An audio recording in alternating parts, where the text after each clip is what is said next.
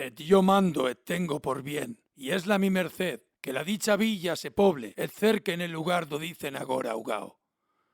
Et que de aquí adelante haya nombre Villanueva de Miravalles.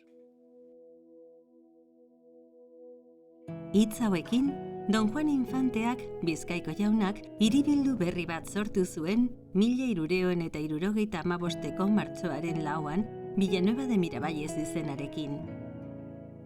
Aurretik Ugao ez izenaz ezagutzen zen tokiura, Nerbioi bai ondoko leku eze eta umel gisa deskribatzen zuten antzinako idazkiek, Artanda eta Pagasarri mendien aizeen menpe zegoena. Ugao izena bera, ur eta hau hitzen kontraziotik zetorren, inguruan zeuden erreka eta iturri naturalen adierazle.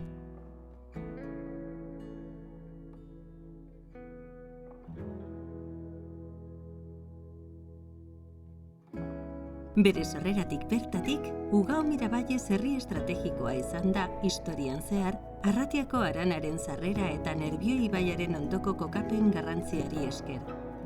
Posizio horrek, garrantzi historiko nabarmena eman zion, Bilbo eta inguruko portuak Urduña eta Burgosekin lotzen zituen ibilbide komertzialean, garai hartako salerosle eta merkatarientzako pasabide bilakatuz.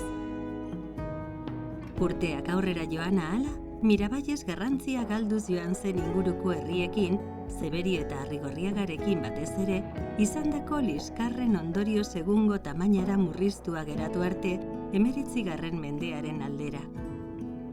Espainiako Gerra Zibilean eta Bilborekiko konexioen kokapen estrategiko hori zela eta Miravallesek faxisten bombardaketa jasan zituen hegazkin italiarren eskutik.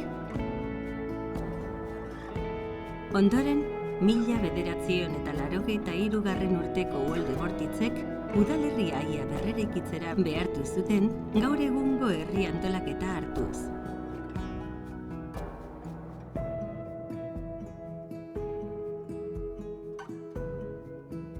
Espazio natural paregabean sortutako herri historiko honen txoko eta espazioak ezagutzera gonbidatzen zaituztegu.